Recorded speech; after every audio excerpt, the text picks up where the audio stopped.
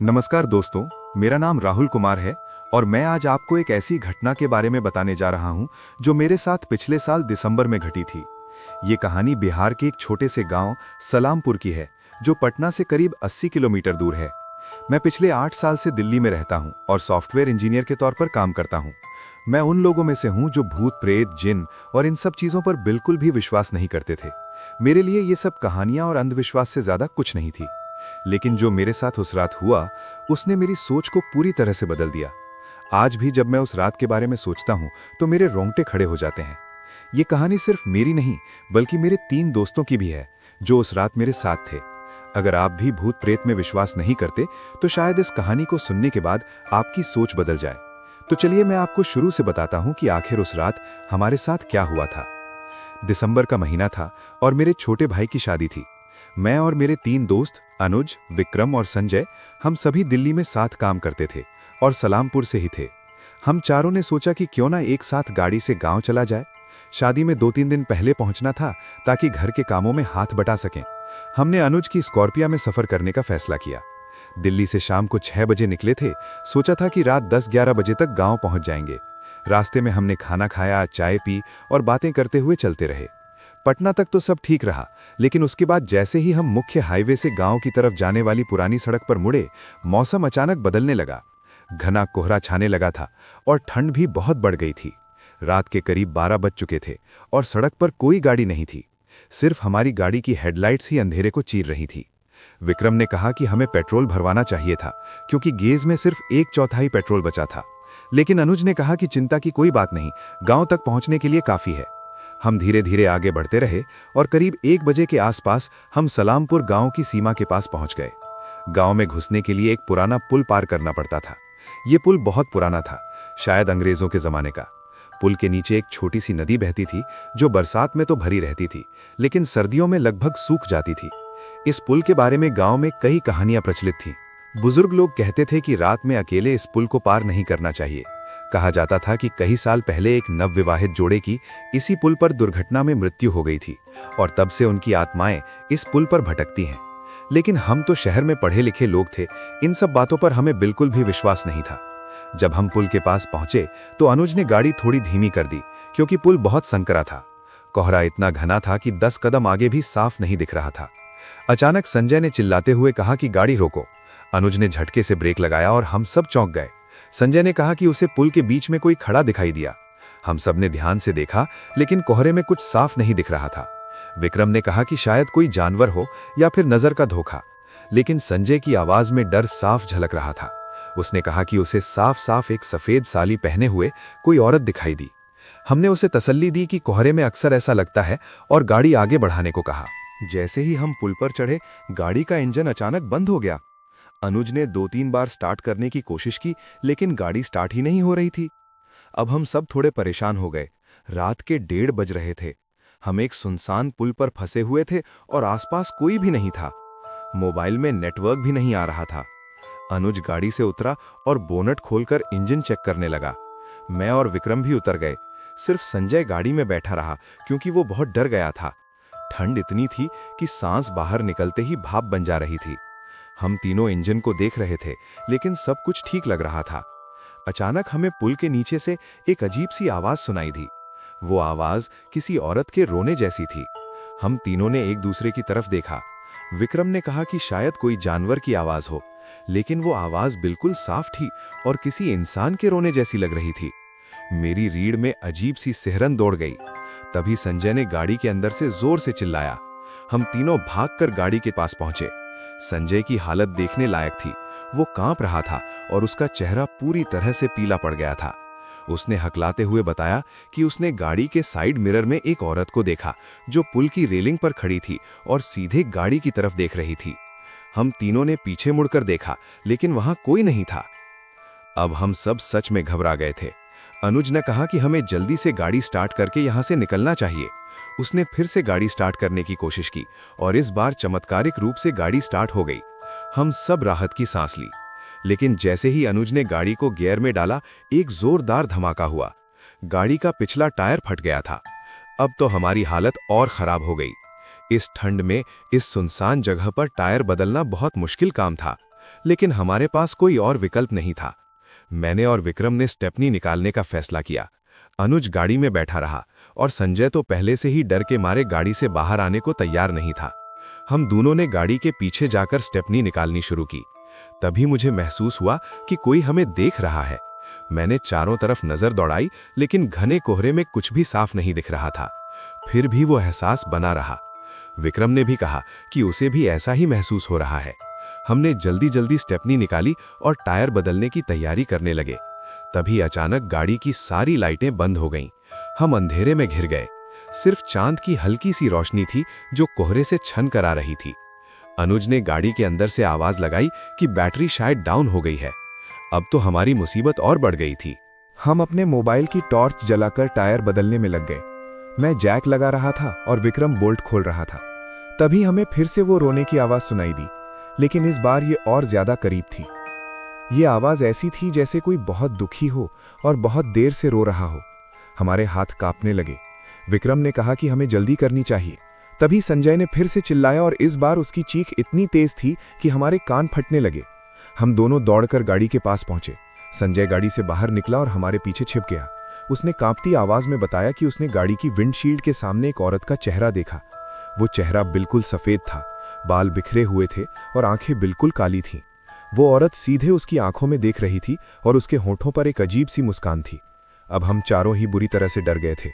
अनुज ने कहा कि चाहे जो हो जाए हमें इस पुल से जल्दी निकलना होगा। हम फिर से टायर बदलने में लग गए, लेकिन अब हमारे हाथ इतने कांप रहे थे कि काम ठीक से नहीं हो पा रहा था। तभी हमें पुल की दूसरी तरफ से पैरों की आवाज सुनाई दी। कोई हमारी तरफ आ रहा था। वो आवाज धीरे धीरे नजदीक आती जा रही थी। हम चारों एक साथ खड़े हो गए और उस तरफ देखने लगे। कोहरे में से एक परछाई निकली। हम सबकी सांसें रुक गईं। वो परछाई धीरे धीरे हमारे करीब आती गई। अब हम साफ देख सकते थे कि वो एक औरत थी, सफेद साड़ी पहने हुए। उसके लंबे बाल हवा में लहर रहे थे, हालांकि हवा बिल्कुल भी नहीं चल रही थी। संजय बेहोश होने की स्थिति में था। अनुज ने हिम्मत करके पूछा कि कौन है वहां, लेकिन कोई जवाब नहीं आया। वो औरत बस चुपचाप हमारी तरफ बढ़ती रही।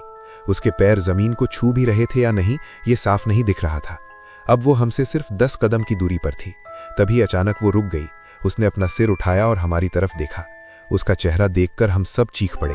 वो कोई इंसान का चेहरा नहीं था। चेहरा बिल्कुल सफेद था, जैसे मुर्दे का होता है। आंखें बिल्कुल काली थीं और मुंह से खून टपक रहा था। उसने अपना हाथ उठाया और हमारी तरफ इशारा किया। तभी हमारे पीछे से एक और आवाज आई। हमने पीछे मुड़कर देखा तो वहां एक आदमी खड़ा था। वो भी सफेद कुर्ता पायजामा पहने हुए था और उसकी हालत भी उस औरत जैसी ही थी। अब हम दोनों तरफ से घिर गए थे। हम चारों बीच में फंस गए थे। एक तरफ वो औरत थी और दूसरी तरफ वो आदमी। दोनों धीरे धीरे हमारी तरफ बढ़ रहे थे। विक्रम ने चिल्लाकर कहा कि गाड़ी में बैठो। हम सब झपटकर गाड़ी में बैठ गए और दरवाजे बंद कर लिए। अनुज ने गाड़ी स्टार्ट करने की कोशिश की, लेकिन गाड़ी फिर से स्टार्ट नहीं हो रही थी। वो दोनों अब गाड़ी के बिल्कुल पास आ गए थे। उस औरत ने गाड़ी की खिड़की पर हाथ रखा और अंदर झांकने लगी। हम सब दहशत में थे। संजय तो बेहोश हो गया था। अनुज बार बार गाड़ी स्टार्ट करने की कोशिश कर रहा था, लेकिन गाड़ी स्टार्ट ही नहीं हो रही थी। तभी वो आदमी गाड़ी के सामने आ गया और बोनट पर हाथ रखकर हमें घूरने लगा। उसके मुंह से एक अजीब सी आवाज निकल रही थी, जैसे कोई चीख और कराह का मिश्रण हो। अचानक उस औरत ने गाड़ी की खिड़की को जोर से पीटना शुरू कर दिया। शीशा हिलने लगा। हम सब प्रार्थना करने लगे। मैंने अपनी मां को याद किया और मन ही मन हनुमान चालीसा पढ़ने लगा। तभी अचानक गाड़ी स्टार्ट हो गई। अनुज ने तुरंत गियर डाला और एक्सीलरेटर को पूरा दबा दिया। गाड़ी तेजी से आगे बढ़ी। वो आदमी बोनट से हट गया, लेकिन उस औरत ने गाड़ी का दरवाजा पकड़ लिया। वो गाड़ी के साथ साथ दौड़ने लगी या तैर रही थी, ये समझ नहीं आ रहा था। उसकी पकड़ बहुत मजबूत थी। अनुज ने गाड़ी की स्पीड और बढ़ा दी। अचानक उस औरत ने हमारी तरफ एक भयानक चीख मारी और हैंडल छोड़ दिया। हम पुल को पार कर गए। हम तेजी से गांव की तरफ भागे। मुड़कर पीछे देखने की भी हिम्मत नहीं हुई। करीब 10 मिनट में हम अपने घर पहुंच गए। घर के लोग दरवाजे पर ही हमारा इंतजार कर रहे थे। जैसे ही हम गाड़ी से उतरे, हमारी हालत देखकर सब घबरा गए। हम चारों की हालत बहुत खराब थी। संजय अभी भी बेहोश था। मेरी माँ और दूसरे लोग हमें अंदर ले गए। हमें पानी पिलाया गया और होश में लाने की कोशिश की गई। मेरे पिताजी ने पूछा कि क्या हुआ। हम तीनों कुछ देर चुप रहे। फिर अनुज ने हिम्मत करके पूरी बात बताई। सुनकर घर के सभी बुजुर्गों के चेहरे का रंग उड़ गया। मेरे दादाजी ने कहा कि उन्होंने पहले ही कहा था कि रात में उस पुल को पार नहीं करना चाहिए। फिर उन्होंने हमें वो कहानी सुनाई जो सलामपुर के लोग पीढ़ियों से सुनते आ रहे थे। करीब 35 साल पहले एक नई नवेली दुल्हन अपने पति के साथ विदाई के बाद गांव आ रही थी। उनकी बारात इसी पुल से गुजर रही थी। रात का समय था और बारिश हो रही थी। पुल पर जब उनकी गाड़ी पहुंची तो अचानक पहिया फिसल गया और गाड़ी नीचे नदी में गिर गई। उस समय नदी पूरे उफान पर थी। नवविवाहित जोड़े को बचाने की बहुत कोशिश की गई, लेकिन दोनों की मौत हो गई। उनकी लाशें 3 दिन बाद मिली। उसके बाद से वो पुल शापित हो गया। लोग कहते हैं कि वो दोनों आत्माएं अभी भी उस पुल पर हैं और रात में वहां से गुजरने वालों को परेशान करती हैं। अगले दिन सुबह हमने गांव के कुछ बुजुर्गों से मिलकर उस पुल के बारे में और जानकारी ली। उन्होंने बताया कि ये घटना सिर्फ हमारे साथ नहीं, बल्कि और भी कई लोगों के साथ हो चुकी है। कुछ साल पहले एक ट्रक ड्राइवर रात में उस पुल पर रुक गया था और सुबह उसकी लाश पुल के नीचे मिली थी। उसके चेहरे पर इतनी दहशत थी जैसे उसने कोई बहुत भयानक चीज देखी हो। गांव के लोगों ने कई बार पंडितों को बुलाया और पूजा पाठ करवाया, लेकिन कुछ असर नहीं हुआ। उस पुल पर एक अजीब ऊर्जा है जो रात में बहुत मजबूत हो जाती है। मैंने वापस शहर जाने से पहले एक बार दिन में उस पुल को देखने का फैसला किया। विक्रम और अनुज भी साथ चले। हम तीनों दोपहर में उस पुल पर पहुंचे। दिन की रोशनी में वो एक साधारण पुराना पुल लग रहा था, लेकिन जब हम पुल पर खड़े होकर नीचे नदी की तरफ देखे तो एक अजीब सी ठंडक महसूस हुई। हालांकि धूप तेज थी, फिर भी वहां बहुत ठंड लग रही थी। हमने पुल की रेलिंग पर कुछ निशान देखे जो खरोच जैसे लग रहे थे। ऐसा लग रहा था जैसे किसी ने नाखूनों से रेलिंग को खरोचा हो। हमने वहां से कुछ तस्वीरें ली और वापस चले आए। उन तस्वीरों में कुछ अजीब चीजें दिखीं जो उस समय हमें दिखाई नहीं दी थीं। एक तस्वीर में पुल के एक कोने में एक धुंधली सी परछाई थी जो एक इंसान जैसी लग रही थी। मेरे भाई की शादी बड़ी धूमधाम से हुई। हम सब इस घटना को भूलने की कोशिश कर रहे थे, लेकिन वो रात हमारे दिमाग से निकल नहीं रही थी। संजय तो इतना डर गया था कि उसने तय कर लिया कि वो अकेले कभी गांव नहीं आएगा। शादी के बाद हमें वापस दिल्ली जाना था। इस बार हमने दिन में ही निकलने का फैसला किया। हम सुबह 6 बजे निकले ताकि दिन में ही उस पुल को पार कर सकें। जब हम पुल के पास पहुंचे तो दिन की रोशनी में सब कुछ साधारण लग रहा था। हमने पुल को जल्दी से पार किया और आगे बढ़ गए। लेकिन एक अजीब बात हुई। जैसे ही हम पुल को पार किए, मुझे लगा कि कोई मेरे कंधे पर हाथ रख रहा है। मैंने पीछे मुड़कर देखा, लेकिन वहां कोई नहीं था। लेकिन वो एहसास बहुत साफ था। विक्रम ने भी कहा कि उसे भी कुछ ऐसा ही महसूस हुआ। हमने गाड़ी की स्पीड और बढ़ा दी। किसी में भी ये हिम्मत नहीं थी कि पीछे मुड़कर दोबारा पुल की तरफ देखे। दिल इतनी तेजी से धड़क रहा था जैसे सीने से बाहर निकल आएगा। कुछ किलोमीटर आगे जाने के बाद ही हमारी सांसें थोड़ी सामान्य हुई। संजय अब होश में था, लेकिन बिल्कुल चुप था। उसकी आंखें खाली खाली सी थीं, जैसे वो अब भी कुछ देख रहा हो। अनुज ने गाड़ी रोककर हम सबको पानी पिलाया। उस वक्त हम सब एक ही बात सोच रहे थे। जो कुछ भी था वो सिर्फ उस रात तक सीमित नहीं था। दिल्ली पहुंचने के बाद हमने अपनी अपनी जिंदगी में खुद को व्यस्त रखने की पूरी कोशिश की। ऑफिस, काम, मीटिंग्स, सब कुछ पहले जैसा था, लेकिन हम पहले जैसे नहीं रहे। रात को नींद आने में दिक्कत होने लगी। कई बार मुझे सपने में वही पुल दिखाई देता, वही कोहरा, वही सफेद साड़ी। नींद खुलते ही पसीना बह रहा होता। सबसे ज्यादा असर संजय पर पड़ा। वो चिड़चिड़ा रहने लगा, अकेले रहना पसंद नहीं करता था और रात में लाइट बंद करके सो नहीं पाता था। करीब 1 महीने बाद एक रात संजय ने मुझे फोन किया। उसकी आवाज कांप रही थी। उसने कहा कि उसे हर रात सपने में वही औरत दिखाई देती है, वही मुस्कान, वही काली आंखें। उसने ये भी बताया कि कभी कभी उसे लगता है जैसे कोई उसके कमरे में खड़ा है। अगले दिन हमने उसे एक डॉक्टर को दिखाया। डॉक्टर ने कहा कि ये ट्रॉमा का असर हो सकता है और दवाइयां दी, लेकिन हालात में कोई खास सुधार नहीं हुआ। कुछ हफ्तों बाद गांव से खबर आई कि उस पुल पर फिर एक घटना हुई है। एक बाइक सवार रात में पुल से गिर गया था। लोग कह रहे थे कि उसने खुद को बचाने की पूरी कोशिश की थी, लेकिन जैसे किसी ने उसे धक्का दिया हो। ये सुनकर हमारे शरीर में फिर वही सिहरन दौड़ गई। हमें एहसास हो गया कि ये महज एक इत्तेफाक नहीं था। कुछ महीनों बाद जब मैं फिर से गांव गया तो दादाजी मुझे अपने साथ उस पुल के पास बने छोटे से मंदिर में ले गए।